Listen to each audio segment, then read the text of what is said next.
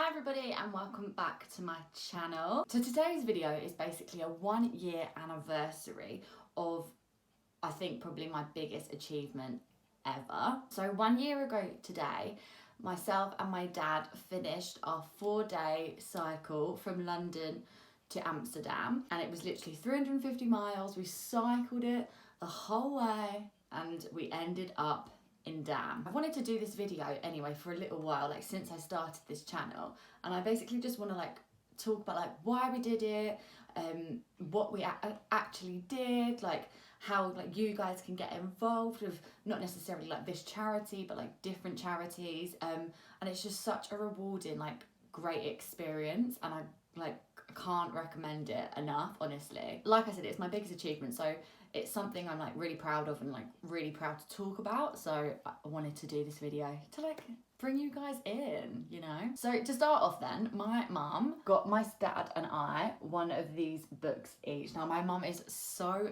cute and sweet, and she makes these books for like every occasion we go to. So like every holiday we've got a book like this. Me and my sister, we have one each for our 18th.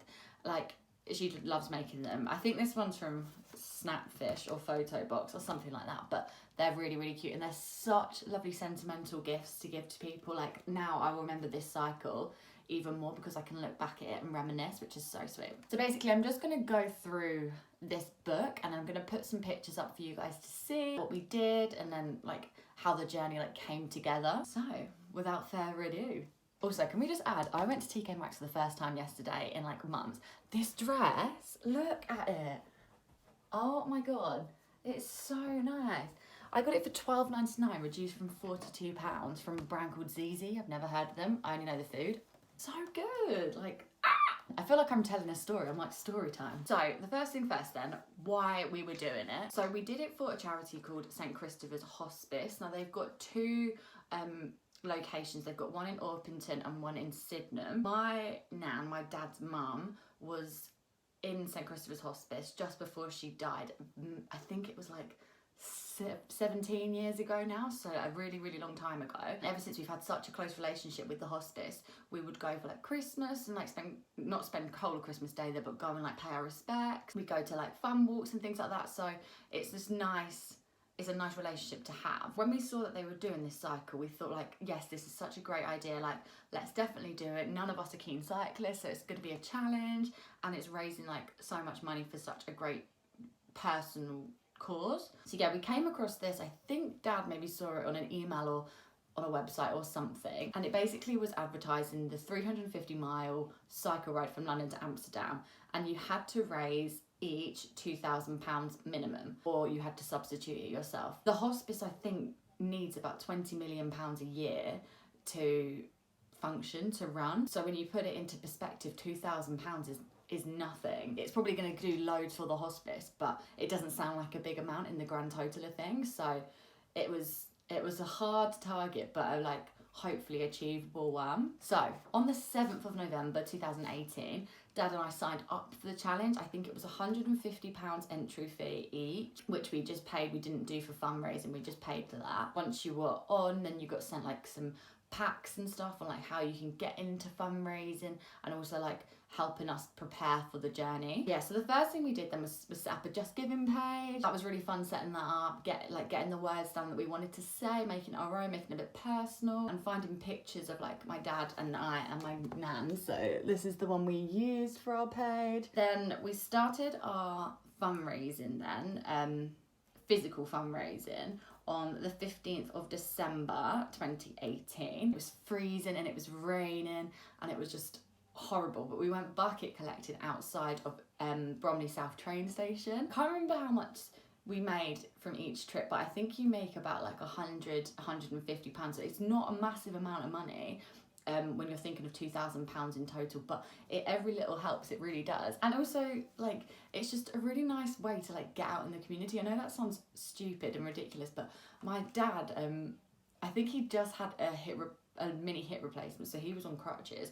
at this bucket collecting. I think like a couple of people came up to him and thought he was homeless, offered to buy him a coffee, and like then gave us some money, like, and it was just obviously like maybe under false pretenses, like thinking he was homeless, but like it was just like the nice, like the kindness of strangers. Like they stopped and went and made sure he was okay and got him a coffee because it was freezing and it was raining. And like it does open your eyes, because normally, like I'll put my hands up to it. I normally just walk past the people that have got buckets. Like I never ever donate. But now I'm like, okay, actually you should stop and you should look and see what charity and like what they're actually doing. Like we had a sign up saying what we were doing, like we were cycling.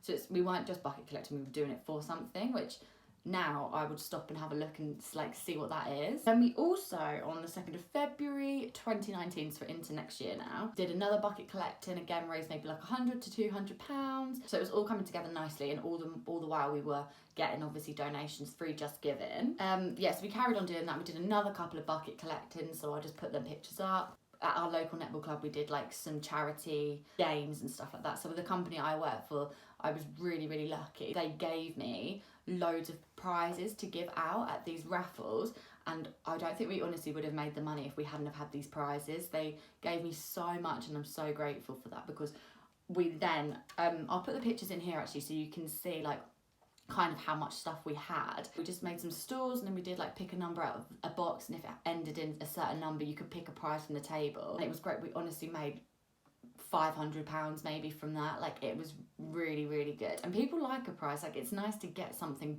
back, as like bad as it sounds, we're meant to be given to charity, but it is nice to like get a little thing back, isn't it?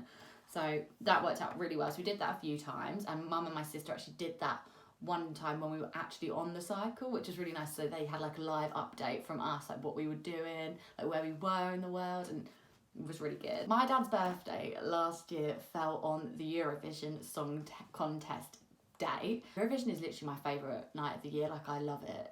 I just think it's just so fun, and it's just so cheesy, and best night ever. So we decided last year to throw a Eurovision Song Contest fundraising party / birthday party for Dad. We did add that bit in. We all dressed up as like countries or like famous bands or people from countries. So I went as Scary Spice, so I went in my like leopard print. It was great. And Dad, I don't really know why he went as this, but where we holiday in Devon, they have this thing called pig racing at the local pub, and it's not real pigs before anyone says anything. It's like fake little wind-up pigs, and then they literally race, and like people bet hundreds of pounds on this. Like it's ridiculous. So basically Dad reenacted that. I'll again put a picture here, and this was him. So he dressed up as a Wurzel or whatever they're called, I don't really know. So that was him, but made a lot of money in the night, and it was a really fun night. So that was a great thing. We went to some food festivals and things like that, and did like stalls and did the pig race in there, and people loved it. And again, it was really great having like the prizes that we had to give out. People are more what's the word? People basically are more happy to give you money if they have a prize. That's what I found. Training then.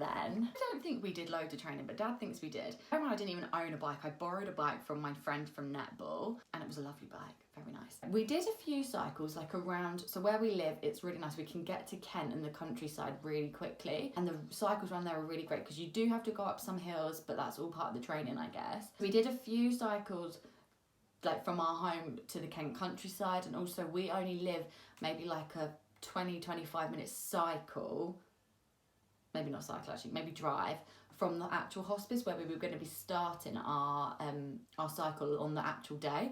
So we did a practice first like 30-40 miles of the route, which was really helpful, because then when it actually came to the cycle we like knew it, which was good. Our big training cycle, we cycled from our home down to Brighton, and literally I think like the hottest day of the year, which was about like 50 miles I think. So in hindsight of the 350 it was nothing, but it was tough, and obviously you've got the Ditchling Beacon at the end, which was very, very hard in the heat. But we got to the seaside, and we had a cider, and I had some sausages and chips and beans, so I was happy. So I think that was probably our last big training thing before we actually started the real thing. So we started the real cycle on June 26th last year, so 2019. The first day was going to be 80 miles, and it was from London down to Calais. The ferry ride actually wasn't included in that 80 miles, but we obviously got the ferry. It was really weird the first day because you're cycling through like England, and England is so hilly. Like I never realised how hilly it was before. It was win. Obviously you've got the adrenaline and you're fresh, like you've got fresh legs and fresh bum. I mean, honestly, bum cheeks are oh my God. You need saddle sore, 100%. It literally killed my ass. Yeah, no, it was just obviously quite tricky, like going up all the hills and then like getting and all of that. It was really nice, like getting to know everyone a little bit. Obviously there's not really much time for talking. You're cycling the whole day. Like I think we were cycling for maybe like 8-9 hours each day. Like it was a long time. But no, it was like nice to finally like meet people who were doing it, because we've met a few people before, like at the festivals, like the food festivals and at the like bucket collectings, but hadn't met everybody. So this was nice time to like get to know everyone a little bit. First day was very tough, and Dad's friend actually joined us halfway through and did like the last half of the day with us, and then stopped and got the train back from Dover, which was really nice. It was nice to have like a little support from like our friends and stuff, which was lovely. And the next day we were going from Calais to Bruges, and that was 83 miles ish. That day, honestly, I remember waking up and like again being ready, because it's only day 2. You're like, right, I'm ready to go. And then we started cycling and your bum cheeks are hurting, your legs are aching, and we were cycling.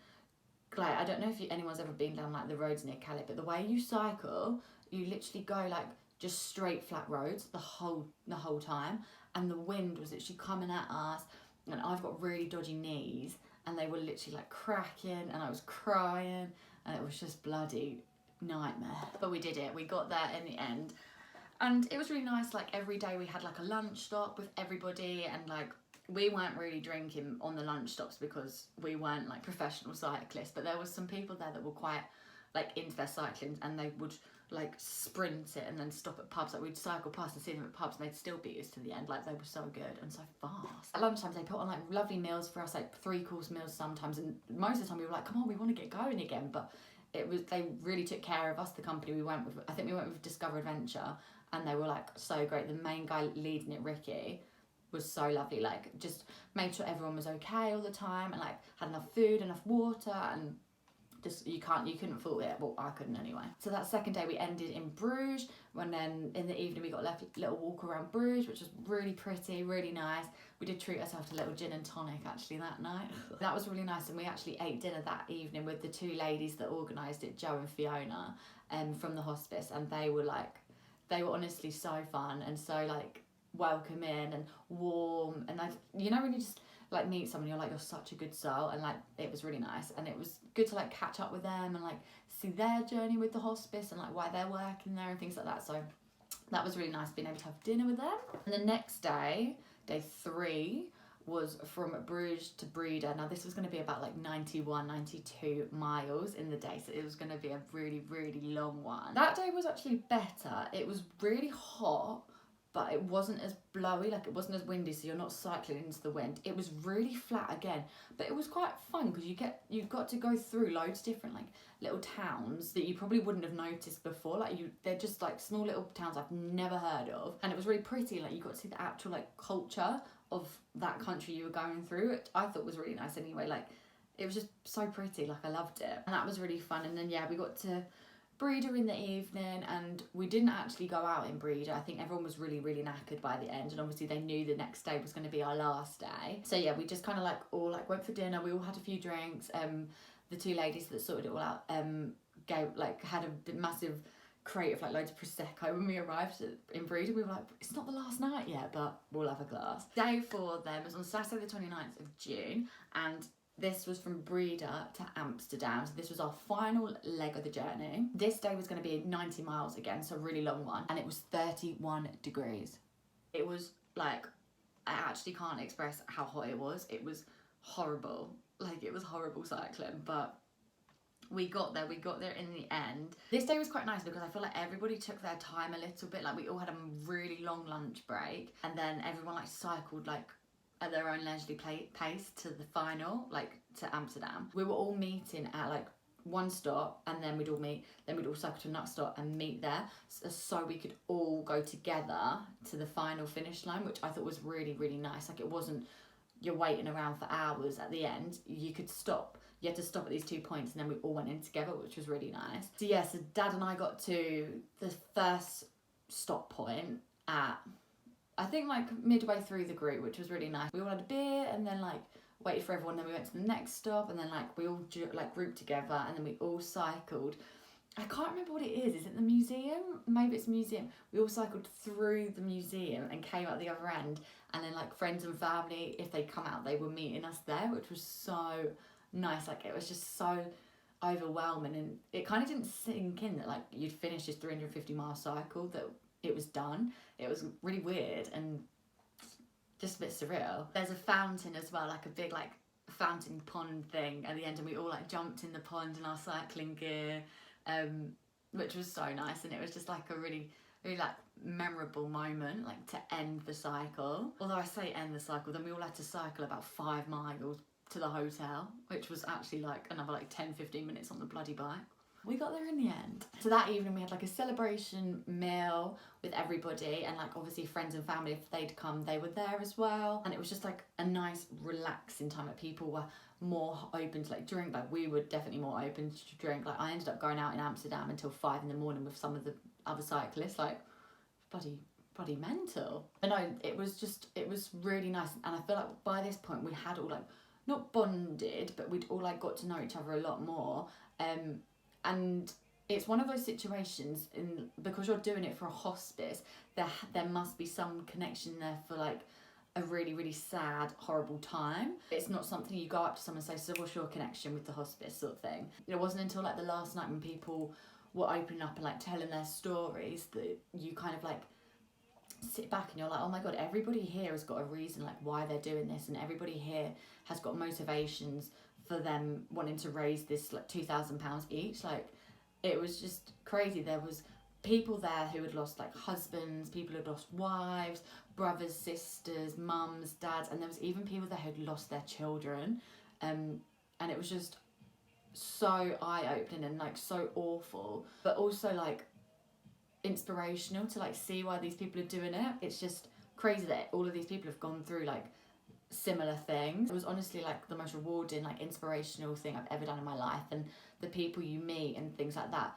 they're just so good and like such like genuine good souls, which was just like, it was so lovely. And they want to like organise some reunions and things, so like definitely would be up for like seeing everyone again, because you've bonded over this like 350-mile 4-day trip, so it's definitely like something that everyone will remember forever. So the next day then, the 30th of June, which is the day today, 1 year on, Dad and I just like had a nice little wander around Amsterdam, like got to see the site. Then we got the Eurostar back to London, and then we ended our trip really. So fundraising wise then, I think we were maybe like, so we obviously put our £2,000 each together, so we were a collective £4,000, which is a massive amount of money when you think like family wise, we share the same family, so our family are only going to give us like a certain amount of money. I think we were maybe at like £3,000 when we started the cycle, and I think Dad said the whole way through he thought he was going to have to top it up to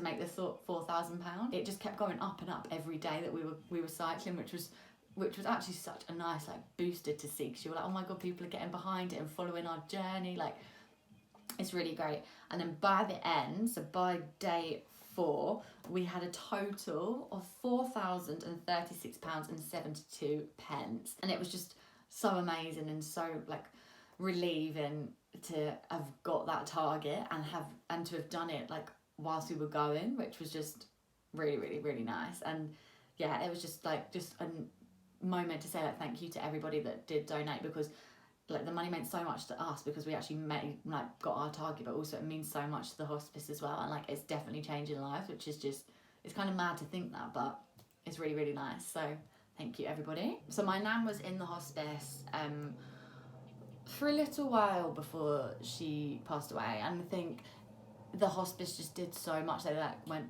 above and beyond to make sure that she was comfortable, that she was happy, that she was like not just sitting around all day, that she was doing things. Whenever we came to visit, so I was only 7 at the time, and I still remember like the garden being so beautiful and like being able to go outside and like walk around, and it just made it like a really kind of calming place, even though it was a place of like really like horrible, sad times really. So yeah, we were really, really happy that we could give something back to the hospice and actually like help them continue to like care for people. And as something that was really, really like heartbreaking during the time that we were doing this, our neighbour actually passed away, but passed away at the hospice. It was really nice to know that we were like raising money that was going to go towards helping like even like our neighbour. It's not just like a familiar family thing. Like I don't know, it's a really, really weird like tricky thing to talk about, like, because I don't want to get the words wrong, if you get me. So essentially just what I'm trying to say is like it's really nice to know that the money's going towards like a local area, a local place. It's been personal to us. It will affect loads of people in our local area. After the 4 days then, we had done 350 miles. We'd cycled all the way from London to Amsterdam, and we had raised over the £4,000 target that we needed. It was just honestly like the best experience of my life. And they do these cycles every other year. They are organising one actually this year in September from London to Ream. I don't think I'm going to do this one just because I want to do a different kind of challenge. I don't want to do a cycling one. Cycling isn't my strong point at all, so that was a massive challenge, but I feel like I want to try something new. Dad and I and my other sister have been talking about potentially like climbing Machu Picchu in Peru, raising some money from that for like St. Christopher's. There's loads of different like things out there that you can do, and like this company we went with, Discover Adventure, they put on loads of different expeditions and trips, which I really, really highly recommend like looking into them. It's just so fun, and you meet such like great people, and it was a really nice bonding thing for Dad and I to do. Like, we'll remember this forever. I even actually got a tattoo because of this, like in remembrance of this. So Dad's life saying it is always believe, so I actually got that tattooed on my ribs. I'll put a picture in here so you can see. Dad did unfortunately pussy out the first time, but we are going back. It's my birthday present to him for this year, so we are going back, and he will be getting one once lockdown is over. I think really there I've covered everything that I wanted to say about it. Like, I've gone through the journey, like why we did it, why St. Christopher's holds a special place to us, a food for thought sort of thing. Like, if you are ever like walking past like bucket collectors, like please like stop and have a look and like see what they're doing and see what the charity is, and whether it's something that you personally want to get involved in, because £1 even is like great. Like, I remember when people were dropping in like pounds, I was like, oh my god, thank you, because it all adds up. You only need 100 people to get you to £100, and you maybe 1,000 people walk past you. So if everybody dropped £1, you'd be £1,000 in. Like, it's mental, and it really was eye-opening to us to like see these like such good-willed people. So yeah, it was great. Fundraising is such a great rewarding like fun thing though as well. Like, we had so much fun doing it. I mean, there were points when it was a bit stressful when you were like out in the freezing cold pouring with rain, but when we got more into like the summer and we could do like the party and things like that, it was great. I think as like a collective total of everybody who did it, I think we raised maybe like £170,000, which is just a phenomenal amount of money. So yeah, I hope that has inspired you guys to like get involved in some fundraising, or to like get involved in one of these like trips. I can't stress enough how amazing it was and how brilliant it really felt. And also like cycling, like, is my new favourite thing. I've got my dad's bike now, and I'm literally like out cycling. Like, I love it. I'm taking the girls out cycling, so it's our newfound collective group hobby. I hope you enjoyed that video, and I'm really, really like happy and glad that I got to share with you like my biggest achievement, and I hope it's, like I said, inspired you and made you want to do some good in the world. Thank you so much for watching. Bye.